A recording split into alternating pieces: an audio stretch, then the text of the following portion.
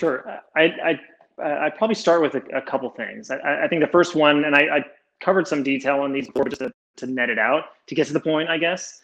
It starts with accountability, right? And I think, for any marketer, hopefully it's not a secret, but sellers live and die and, get hired and get fired, unfortunately, with accountability. They own a number.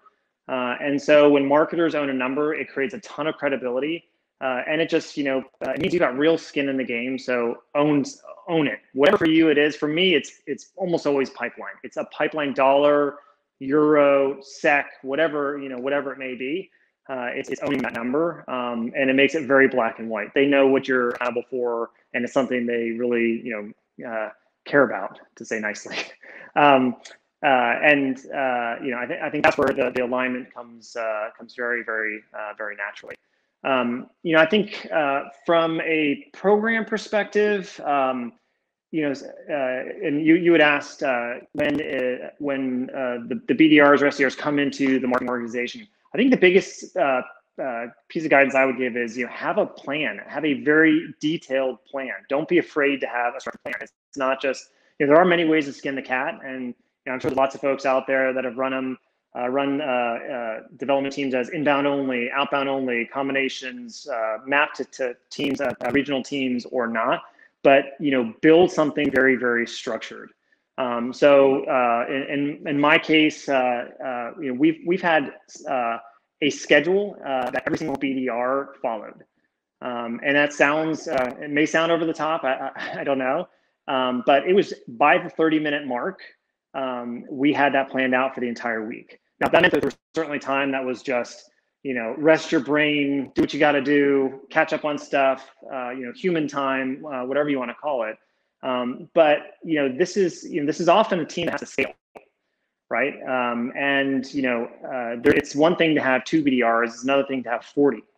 And when you've got 40 folks that are typically, brand new out of college or a year or something like that, probably new to your business, giving them parameters and structure is both good for them, and they probably will appreciate it because they'll know what they need to be doing. It also will give them an opportunity to learn from their peers because they are also basically doing the same thing. And so an example of that would be, every day or every other day or whatever it may be for you at 10:30, from 10:30 to 11:15, everybody does your outbound calls. Everybody. Don't tell me that you're 2 hours difference, and so it's going to make a 50% improvement in your conversion if you wait a couple hours. No, it's like everybody calls. So everybody's in the today virtual kind of pit together. You're able to hear each other. You're able to learn from each other. At 10:15, everyone gets off and says, "Oh my gosh, I killed it. Here's what happened." Or you can all just say, "Oh my God, I had these 4 awful calls," and you can just get it off your chest together. But when you have that structure, it really ensures that everyone's doing all the things that you need them to do. It means they're doing the research. It means you have blocked time for education and training.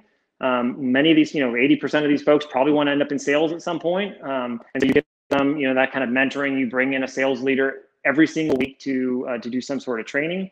And so structure, I think if you give them structure, it's a toolkit as much as anything. It's not intended to kind of bind them to not be creative or anything. It just gives them a structure where they can really, shine and use their, their own creativity and their own skill set. So those are a couple of things I would suggest.